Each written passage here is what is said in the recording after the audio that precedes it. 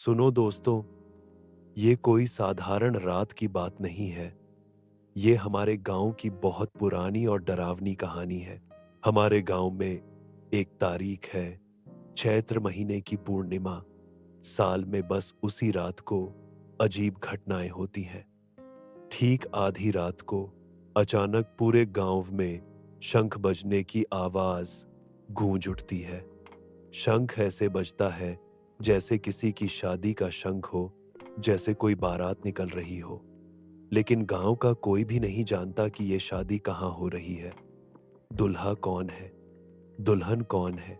बुजुर्ग कहते हैं कई साल पहले इसी गांव में रूपा नाम की एक लड़की की शादी होने वाली थी।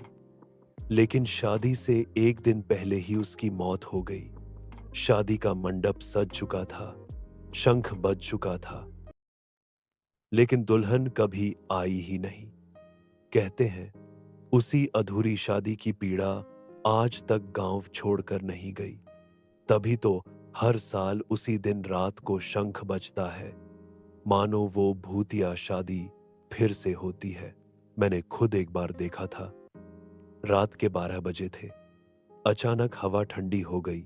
नारियल के पेड़ ऐसे कांपने लगे जैसे किसी ने जोर से हिला दिया हो। दूर बांस के जंगल की तरफ से शंख की भयानक आवाज आई। दिल धड़कने लगा। फिर भी कुछ दोस्तों के साथ हिम्मत करके उधर चला गया। जैसे ही जंगल में पहुंचे, देखा अजीब सा नजारा। जमीन पर सफेद रंग की अल्पना बनी हुई थी। चारों तरफ अगरबत्ती की गंध और बीच में बैठे थे दो धुंधले से साए। लड़की ने लाल साड़ी पहनी हुई थी, सिर पर घूंघट था, हाथ में शंखा पोला। उसके पास ही खड़ा था दूल्हा, लेकिन दोनों के चेहरे धुंध की तरह धुंधले थे। वो दोनों बस चुपचाप एक दूसरे को देख रहे थे। अचानक लड़की ने शंख में फूंक मारी। आवाज इतनी तेज थी कि पूरा गांव जैसे कांप उठा। उसी पल सब रोशनी बुझ गई, अगरबत्ती की गंध गायब हो गई और पूरे माहौल में बस ठंडी सिहरन फैल गई। उस रात के बाद किसी ने भी आधी रात को उस जगह जाने की हिम्मत नहीं की।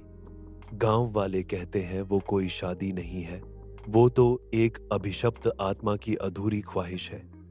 हर साल वो अपनी शादी पूरी करने आती है।